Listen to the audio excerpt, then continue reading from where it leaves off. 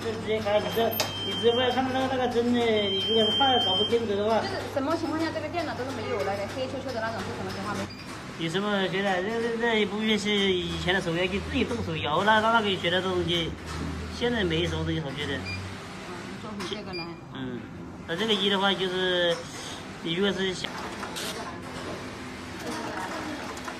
有的在这里，有的在这下面。刚开始，它是这个机是相反的。那你才是不一样，因为这个不是直线嘛，是吧？